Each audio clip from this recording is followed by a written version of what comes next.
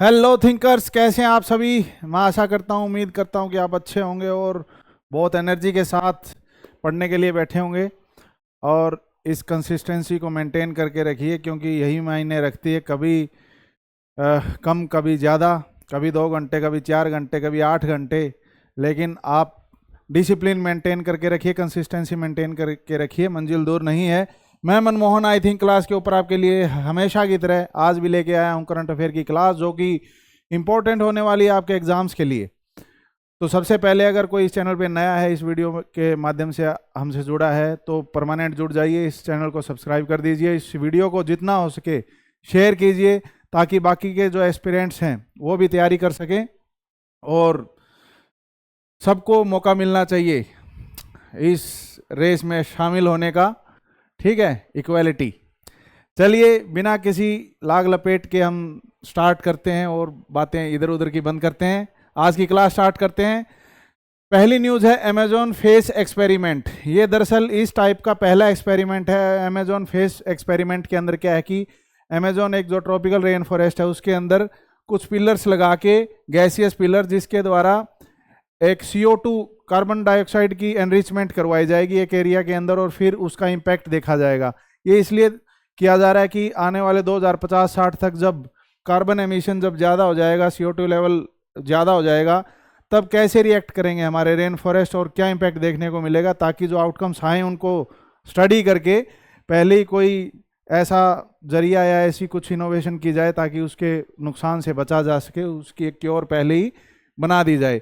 ये climate time machine है, और मनोज जो है, experiment near Manaus to study how the Amazon rain forest will respond. ठीक है, एयर अमेजन फेस का मतलब free air CO2 enrichment, large scale के अंदर क्लाइमेट सिमुलेशन प्रोजेक्ट है। एक तरीके की लैब काइंड ऑफ एरिया को लैब काइंड ऑफ तरीके से तैयार किया जाएगा ताकि उसमें एक्सपेरिमेंट किए जा सकें। चलिए, नेक्स्ट न्यूज़ है 8th पे कमीशन जो है, सेंट्रल पे कमीशन है, उसकी टर्म ऑफ रेफरेंस जो जारी कर दी गई, अप्रूव हो गई हैं। टर्म ऑफ रेफरेंस यानी ऐसी टर्म्स जिनके अकॉर्डिंग जो आने वाला पे स्केल है वो रिवाइज होगा। जो सेंट्रल जो एम्प्लॉयज़ हैं उनको फ़ायदा मिलेगा, और उसका फ़ायदा इवन स्टेट को इस ब्याह पे मिलेगा, स्टेट के एम्प्लॉयज़ को, कि जिस ब्याह पे जितने एक्सटेंट में कोई स्टेट इसको अडेप्ट करेगा। ठीक है, अभी उसके लिए डिस्कशन चल रही है। 18 मंथ का टाइम दिया गया था इनको रिपोर्ट दर्ज करने के लिए। और ये जो कमीशन है, it is headed by justice Ranjan Prakash Desai, जो कि रिटायर्ड जस्टिस हैं।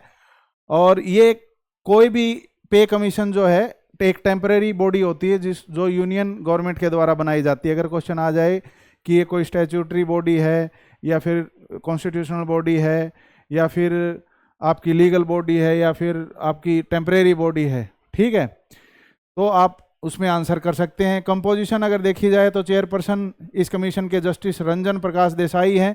पार्ट टाइम मेंबर जो हैं इसके, पार्ट टाइम मेंबर ही होते हैं इसके, क्योंकि ये कुछ टाइम के लिए बनाया जाता है, उसके बाद जब इसका पर्पस फुलफिल हो जाता है, डिसमेंटल हो जाता है। ये पार्ट टाइम मेंबर प्रोफेसर पुलक घोष है, जो IIM बेंगलोर से बिलोंग करते हैं। और मेंबर सेक्रेटरी जो है पंकज जैन, जो कि पेट्रोलियम सेक्रेटरी हैं। ठीक है, अगर पीछे का देखें 1947 से और 2026 तक, तो फर्स्ट पे से लेके 7th पे कमीशन, 7 पे कमीशन लागू हो चुके हैं। इनके चेयरमैन के नाम मैंने दिए हुए हैं, आप जूम इन करके भी आप इनको रीड आउट कर सकते हैं। अदरवाइज ये PDF जो है, मैं हमेशा आपको बोलता हूं कि हमारा एक टेलीग्राम चैनल है, व्हाट्सएप चैनल भी है, दोनों को ज्वाइन कर लीजिए।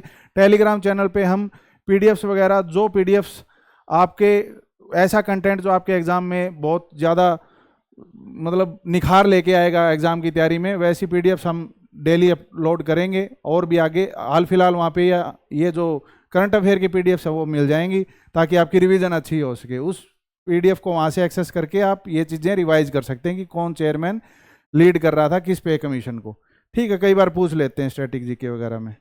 क्लाउड सीडिंग की बात की जाए तो लगभग 50 साल बाद ऐसा हुआ है कि दिल्ली के अंदर क्लाउड सीडिंग के द्वारा बरसात करवाने की कोशिश की जा रही है, ताकि एयर पोल्यूशन वो कम हो। क्लाउड सीडिंग क्या होती है? इसके अंदर केमिकल यूज किया जाता है, silver iodide, potassium iodide, sodium chloride. इसके द्वारा जो कोई ग्लाइडर वगैरह से ये जो केमिकल पार्टिकल है वो रिलीज कर दिए जाते हैं एयर में, और वाटर जो है कंडेंस हो जाता है इन पार्टिकल के अराउंड। ठीक है, और जब वेट उनका इतना हैवी हो जाता है कि वो सस्टेन ना कर पाए एयर के अंदर, उसके बाद में जो है प्रेसिपिटेशन के रूप में, बारिश के रूप में बरसने लग जाते हैं भाई। इसको बोलते हैं क्लाउड सीडिंग। हाँ, तो दिल्ली में लगभग 50 साल के बाद ये एक्सपेरिमेंट IIT कानपुर के साथ मिलके कोलैबोरेशन के साथ ये कंडक्ट किया जा रहा है ताकि एयर पोल्यूशन जो है उसको कंट्रोल किया जा सके। नेक्स्ट है न्यूट्रिएंट बेस्ड सब्सिडी स्कीम।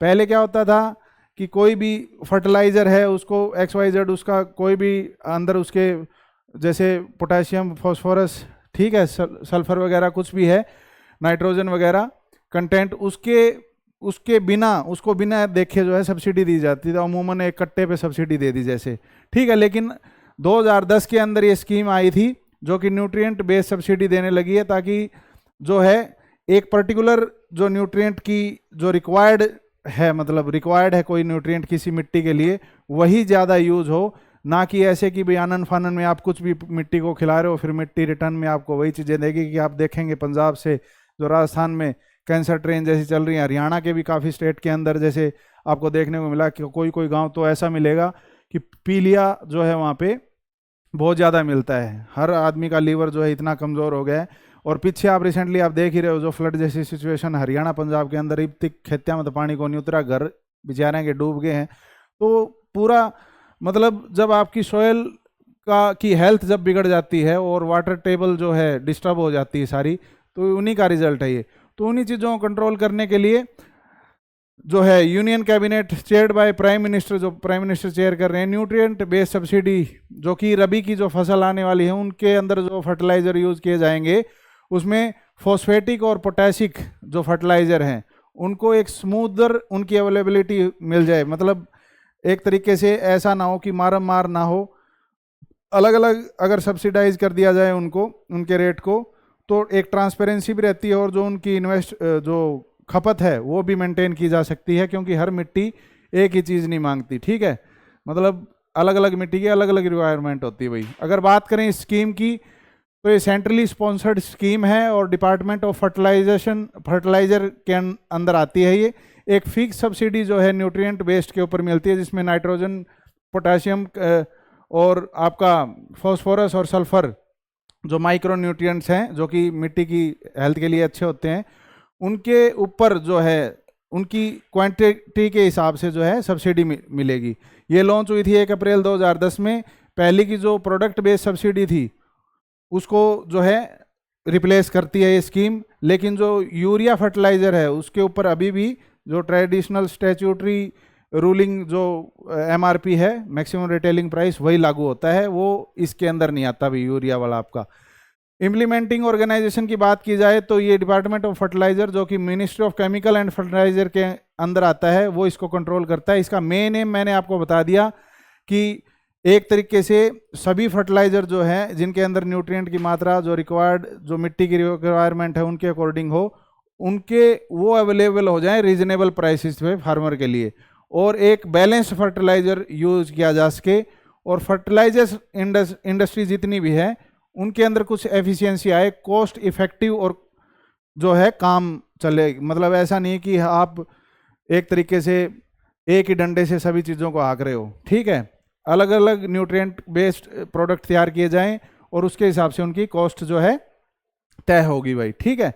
की फीचर की अगर बात की जाए तो ये मैंने बता दिया कि सब्सिडी जो है वो मिलेगी न्यूट्रिएंट बेस्ड, ठीक है। सब्सिडी का मतलब ये है कि जो कंपनी तैयार करती है इन फर्टिलाइजर को उनमें जो खर्चा आता है वो तो किसान दे नहीं पाता, तो कुछ पे किसान कर देता है, कुछ जो है सेंट्रल जो गवर्नमेंट है वो पे कर देती है, उसको सब्सिडी बोलते हैं, ठीक है। तो एक फिक्स सब्सिडी पर केजी के हिसाब से nitrogen, phosphorus, potassium, sulphur nutrient के ऊपर दी जाएगी प्रोडक्ट के सब्सिडी को खालिश करके, निखालिश करके, ठीक है। फ्रीडम होगा एक MRP फिक्सेशन के ऊपर, जो मैक्सिमम रिटेलिंग प्राइस है उस पर फर्टिलाइजर कंपनी जो है रीजनेबली जो है उसको प्राइस कर सकती हैं, ठीक है। कवरेज इसकी देखी जाए तो 28 ग्रेड जो P&K फर्टिलाइजर है उनको इंक्लूड किया गया है, इंक्लूडिंग किसके, डाई अमोनियम फॉस्फेट के और NPKS ग्रेड के। NPKS मैं फुल फॉर्म बता चुका हूं पहले। एक्सक्लूड इसको किसको किया गया है, यूरिया को, यह आप ध्यान रखना बस। स्पेशल सपोर्ट देखा जाए तो गवर्नमेंट में अनाउंस स्पेशल पैकेज DAP के लिए जो है, जो डाई अमोनियम फॉस्फेट है उसके लिए गवर्नमेंट जो है स्पेशल कोई सब्सिडी या ऑफर जो है पैकेज जो है अनाउंस कर सकती है आने वाले टाइम में। यूरिया एक एक्सेप्शन है, वो स्टैट्यूटरी प्राइस कंट्रोल के अंदर ही फिक्स्ड एमआरपी रहेगी उसकी 242 पर 45 केजीज का जो बैग होता है, ठीक है। मार्च 2018 से यही चला आ रहा है। इसके सिग्निफिकेंस क्या होंगे? एक तो फर्टिलाइजर जो है अफोर्डेबल प्राइसेस पे मिलने लग जाएंगे और न्यूट्रिएंट जो है बैलेंस रहेगा। मान लो किसी एक प्रोडक्ट के अंदर हमने सारे इक्वल अमाउंट में न्यूट्रिएंट मिला दिए हैं, लेकिन किसी मिट्टी की रिक्वायरमेंट किसी एक खास न्यूट्रिएंट के लिए है, तो वो सब्सटेंस, वो प्रोडक्ट जो आपने इक्वली मतलब जिसके अंदर इंग्रेडिएंट मिलाए हैं न्यूट्रिएंट्स के, माइक्रो न्यूट्रिएंट्स के, वो वहाँ काम नहीं करेगा, क्योंकि जो रिक्वायर्ड माइक्रो न्यूट्रिएंट है वो तो वहाँ कंजप्शन हो जाएगी उसकी तो, लेकिन बाकी का क्या, बाकी वहाँ नुकसान पैदा करेगा। ज़्यादा खावड़ा, ज़्यादा पीवड़ा, ज़्यादा सहन करेवड़ा, ज़्यादा गुस्सा, हर हर एक चीज़ की माड़ी होया करे, क्या करे नहीं। तो एक तरीके से न्यूट्रिएंट बैलेंस वे में मिट्टी को मिल जाएंगे। फिजिकल एफिशिएंसी कैसे होगी कि जो ट्रांसपेरेंट और प्रिडिक्टेबल सब्सिडी डिसबर्समेंट हो जाएगा, पता चल जाएगा कि हाँ इस मिट्टी में ये चीज़ें रिक्वायर्ड थी, या फिर इस न्यूट्रिएंट की खपत ज़्यादा है, इस न्यूट्रिएंट बेस्ड प्रोडक्ट की खपत जो है, फर्टिलाइजर की खपत कम है, तो उस हिसाब से सब्सिडाइज कर दिया जाएगा उनके रेट को, ठीक है। नेक्स्ट चलते हैं कोयला शक्ति। मिनिस्ट्री ऑफ कोल ने सेट किया है कोयला शक्ति को किसके अंडर? द शक्ति पॉलिसी जो स्कीम है कोयला एलोकेशन और हार्नेसिंग की अंदर जो ट्रांसपेरेंसी आनी चाहिए, वो ये स्कीम जो है लुक आफ्टर करती है भाई। एक तरीके से इसके अंदर क्या नई चीज आई है वो हम आज पढ़ेंगे। कोयला शक्ति क्या है? स्मार्ट कोल एनालिटिक्स डैशबोर्ड। इस डैशबोर्ड के तहत जो जितना भी एक यूनिफाइड फ्रेमवर्क तैयार किया गया है, जिसमें आपका चाहे कोयला की खानों को लेकर कोई भी मतलब आपको टेंडर वगैरह का लोकेशन होना हो, या फिर उसका जो है एक्सट्रैक्शन हो कोयले का, या फिर एक्सपोर्ट हो, कुछ भी हो, जितना भी लेना देना है कोयले से रिलेटेड, वो सारा इस डैशबोर्ड के थ्रू जो है एनालाइज किया जाएगा और रियल टाइम मॉनिटरिंग और एनालिसिस जो है की जा सकती है कोल सेक्टर के अंदर। ऑब्जेक्टिव इसका मेनली यही है कि सिंगल विंडो डिजिटल प्लेटफॉर्म तैयार किया जाए जो कोल रिलेटेड ट्रांजैक्शन है उनको मॉनिटर करने के लिए। इंटीग्रेशन, इसमें इंटीग्रेशन क्या क्या किस किस चीज़ का किया है? System of Coal India Limited को और सिंगारनी कोलेरीज कंपनी लिमिटेड को, और उसके साथ साथ ministry of coal for coordinated operations को जो है कंबाइन किया गया है भाई। फीचर्स क्या है? रियल टाइम ट्रैकिंग हो जाएगी, कोल लिंकेजेस जितनी भी ऑक्शन है, डिस्पैच है, एक्सपोर्ट है, क्वालिटी डाटा वगैरह सारा कुछ एक जगह आपको देखने को मिलेगा और उनको ट्रैक किया जा सकता है। पॉलिसी लिंकेज को देखा जाए तो ये एक तरीके से रिवाइज्ड शक्ति पॉलिसी 2025 जो कि ट्रांसपेरेंट और मार्केट बेस्ड कोल एलोकेशन को सपोर्ट करती है। इसका मेन बेनिफिट यही है कि कोयला की खानों में और कोयले से रिलेटेड जो बातें हैं भाई, जो चर्चा है, जो बिजनेस है, उनमें काफ़ी सारी धांधली देखने को मिलती है, ठीक है। आपने KGF देखी ही होगी, ठीक है, उसमें भी कोल रिलेटेड इंडस्ट्री में देखिए कितने कितने बड़े सेंसा क्रिएट हो जाते हैं, तो वहाँ पे ट्रांसपेरेंसी देखने को मिल जाती है और जो गवर्नमेंट है उसको ईजिली ट्रैक कर सकती है रिकॉर्ड को, और इससे जो आत्मनिर्भर भारत है वो उसकी जो एक वो जो इच्छा आत्मनिर्भर भारत वाली वो भी पूर्ति होती है, क्योंकि इससे अगर हमारा कोयले की जो कालाबाजारी कम हो और उसका जो है हर चीज़ के ऊपर रिकॉर्ड रखा जाए, तो एक तरीके से हो सकता है कि उसकी खपत भी कम की जा सकती है और एक्सपोर्ट में थोड़ा ही सही फर्क तो देखने को मिलेगा कि कम करना पड़े इंपोर्ट, ठीक है। इंटरनेशनल एनिमेशन डे मनाया जाता है अक्टूबर 28 को। ये किसके द्वारा मनाया जाता है? आसिफा मतलब एसोसिएशन इंटरनेशनल दू फिल्म दी एनिमेशन के द्वारा। और ये किसके बर्थ, एक प्रोजेक्ट का बर्थ हुआ था उसकी याद में। कौन सा प्रोजेक्ट? एमिले रियोंद, जो कि एक हिस्टोरिक स्क्रीनिंग हुई थी 1892 के अंदर, जो थिएटर ऑप्टिक है पेरिस के अंदर, उसके अंदर इसकी जो है स्क्रीनिंग हुई थी। ये वर्ल्ड का फर्स्ट एनिमेटेड फिल्म प्रेजेंटेशन था भाई 1892 में जो हुआ था ऑप्टिक थिएटर के अंदर पेरिस में जो है, ठीक है। तो आसिफा कब बना था जो ये डे ऑब्जर्व करता है? 2002 में बना था, और एनिमेशन को एक तरीके से आर्टिस्टिक और कल्चरल एक्सप्रेशन का मीडियम के रूप में ये देखता है, ठीक है। चलिए नेक्स्ट न्यूज़ पे चलते हैं। श्रीलंका के राइटर वज्र चंद्रशेखरा को अवार्ड मिला 2025 उर्सुला के ले ग्विन प्राइज। किस चीज़ के लिए? उनकी एक फिक्शन नॉवल उन्होंने लिखी थी जिसका नाम था राकेश फाल। इसकी थीम दरअसल पावर, फ्रीडम, इक्विटी और ह्यूमैनिटी की बात करती है, जो कि वर्ल्ड के अंदर ये ऐसी ऐसी मॉरल जो नेचर्स जो कैरेक्टरिस्टिक्स हैं वो होनी चाहिए लोगों के अंदर। ठीक है, तो आप अगर थीम लिखेंगे, नॉवल की कोई थीम पूछ ले तो फ्रीडम, इक्विटी और ह्यूमैनिटी की बात करती है। और नॉवल का नाम पूछ ले कोई तो राकेश फाल है, और ये जो राइटर है वो श्रीलंका के, नाम है वज्र चंद्रशेखर। ठीक है, इनको अवार्ड मिला है उर्सुला के ले ग्विन प्राइज। ठीक है, इसके बाद आ जाता है international union for conservation of nature list western Ghat, Manas, Sundarban amongst Asia's ailing world heritage site excluding Arab countries. Asia की जो वर्ल्ड हेरिटेज साइट है, जो जैसे ये इंटरनेशनल यूनियन फॉर IUCN की जो रेड लिस्ट में आपको बताता हूँ, उसका एक आउटलुक जारी हुआ है, उसकी एक रिपोर्ट जारी हुई, जो वर्ल्ड जो हेरिटेज साइट्स हैं इंडिया की या एशिया की, बस उसको अरब कंट्रीज को एक्सक्लूड कर दो एशिया में से, बाकी की जो कंट्री बच गई उनकी जो वर्ल्ड हेरिटेज साइट है उनके लिए IUCN आउटलुक ने एक रिपोर्ट जारी की है, जिसके अंदर इंडिया का जो वेस्टर्न घाट है, मानस और सुंदरबन है, उसके लिए कंसर्न जताया है कि बढ़ती जो क्लाइमेट चेंज है उसको लेकर के ये इनकी जो हालत है इकोसिस्टम की, इनके इकोसिस्टम की हालत जो है बिगड़ी हुई है। तो देखिए क्या रिपोर्ट में पाया गया, जो मानस और सुंदरबन नेशनल पार्क है उनको सिग्निफिकेंट कंसर्न कंजर्वेशन का स्टेटस मिला है भाई इस आउटलुक के अंदर। एक तरीके से मेजर थ्रेट बताया गया इकोसिस्टम के अंदर इनके।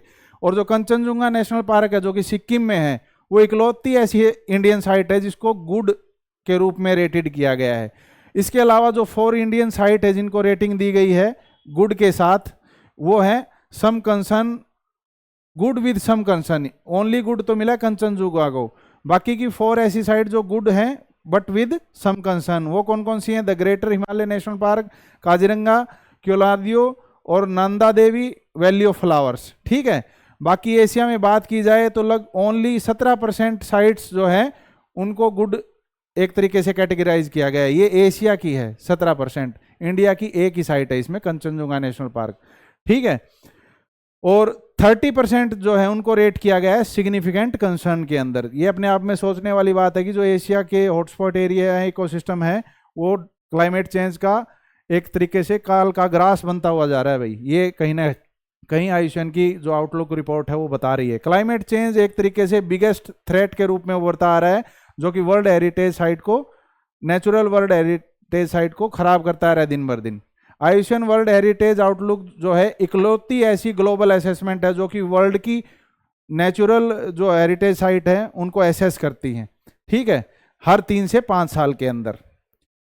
अगर स्पीड कम ज़्यादा है तो मैं आपको पहले ही बता चुका, आप कंट्रोल कर सकते हैं, आपके हाथ में फ़ोन है, आप जूम इन जूम आउट भी कर सकते हैं। बस मैं ये बताना चाहता हूँ कि लॉन्ग रन में लगातार वीडियोस को जो है फास्ट करके ना देखें, इससे आपके माइंड पे नेगेटिव इम्पैक्ट पड़ सकता है।